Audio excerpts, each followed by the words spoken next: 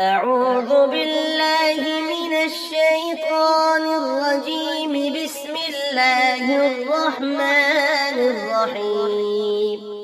تبارك الذي نزل الفرقان على عبده ليكون للعالمين نذيرا. الذي له ملك السماوات والأرض ولم يتخذ ولدا ولم يكن له شريك في الملك وخلق كل شيء فقدره تقديرا. واتخذوا من دونه آلهة لا يخلقون شيئا وهم يخلقون ولا يملكون لأنفسهم ضرا ولا نفعا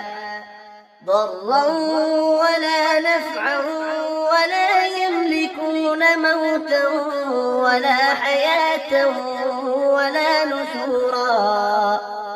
وقال الذين كفروا إن هذا إلا إفك افتراه وأعانه عليه قوم آخرون فقد جاءوا ظلما وزورا.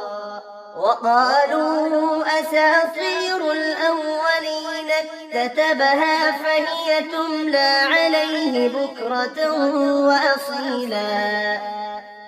قل أنزله الذي يعلم السر في السماوات والأرض إنه كان غفورا رحيما.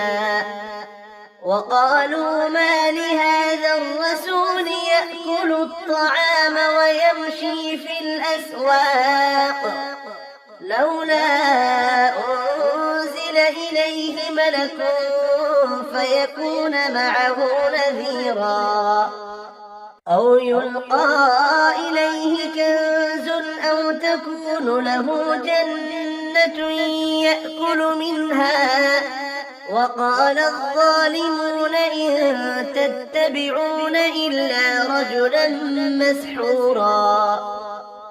انظر كيف ضربوا لك الأمثال فضلوا فلا يستطيعون سبيلا.